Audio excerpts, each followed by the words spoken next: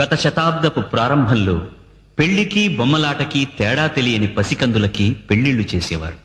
అంతేకాదు, ఆడపిల్లల్ని అంగడిలో బొమ్మల్లా కన్యాశుల్కం పేరుతో ముసలివాళ్లకి సైతం అమ్మేవాళ్లు. ఆ స్థితి నుంచి కొన్నేళ్లకు బయటపడింది స్త్రీ.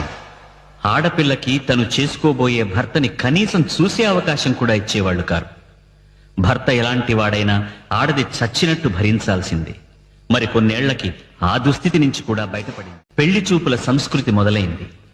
ఈ తంతు అమ్మాయిని అబ్బాయి ఎంపిక చేసుకోవడానికే కాని అమ్మాయి ఇష్టాయిష్టాలు తెలుసుకోవడానికి కాదు.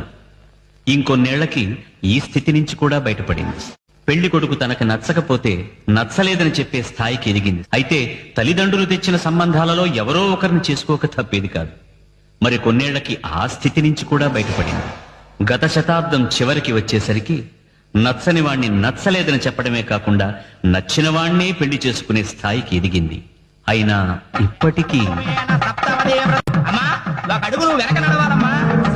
తను కోరుకున్న వాణ్ణే చేసుకున్నప్పటికీ భర్త కన్నా భార్య అన్ని విషయాలలో ఎప్పుడూ ఒక అడుగు వెనకే ఉండాలని శాసిస్తోంది ఈ పురుష సమాజం. ఈ ఒక్క అడుగు కూడా భర్తతో సహా ముందుకు వేసి కలిసి నడిచే రోజు రావడానికి మరో దశాబ్దం పడుతుందో, ఇంకో శతాబ్దం పడుతుందో.